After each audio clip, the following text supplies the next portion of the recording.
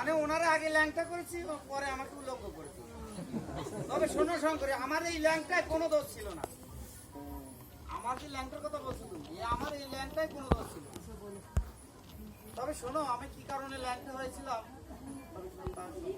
তো একদিন আমার নন্দিয়ার ভিংড়ি, ওরা দুটো ভাই, ওরা ধরেছে বায়না, বলেছে বাবা তোমাকে একটা বিবাহ না করলে হবে না।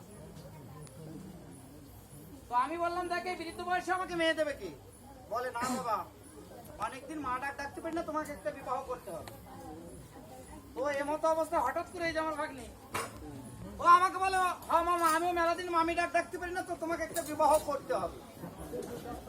তো আমি নারদকে বললাম দেখ নারদ, আমার সাথে তো মস্করা করিস না, তো এই বৃদ্ধ বয়সে আমাকে মেয়ে দেবে কে? বলে মামা ওই মেয়ের ভাড়াটা আমার উপর ছেড়ে দাও। তো নারদ তো ওদিকে মেয়েটা দেখা অলরেডি ক্লিয়ার, আমাকে বিবাহ করাতে নিয়ে যাবে। আমি নারদকে বললাম ও নারদ, বলে কি? আচ্ছা তুই তো আমাকে বিবাহ করাতে নিয়ে যাবি, তো